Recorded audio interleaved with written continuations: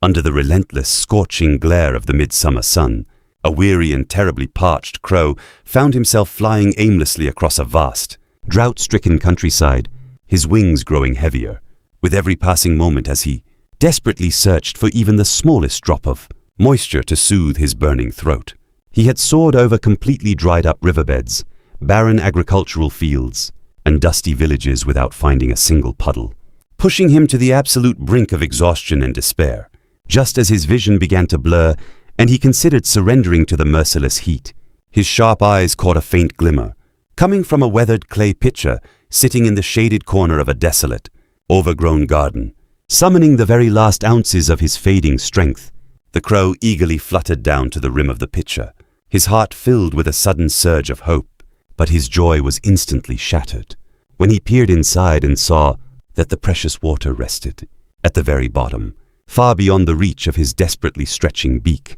He tried tilting the heavy vessel with his body, but it was far too sturdy and firmly rooted in the dry earth, leaving the frustrated bird fluttering around in distress until his keen gaze fell upon a scattered pile of small, smooth pebbles lying just a few feet away in the dirt. Suddenly struck by a flash of sheer brilliance and survival instinct, the clever crow immediately set to work, picking up a single heavy pebble in his beak, hopping back to the tall pitcher and dropping it down the narrow neck, listening to the satisfying splash as it hit the shallow water below. Refusing to succumb to his overwhelming fatigue, he repeated this painstaking, laborious process dozens of times, flying back and forth under the blazing sun to fetch stone after stone, slowly but steadily displacing the water at the bottom. After what felt like an eternity of relentless effort and unbreakable patience, the crow's brilliant strategy finally paid off as the water level miraculously crested the brim of the pitcher,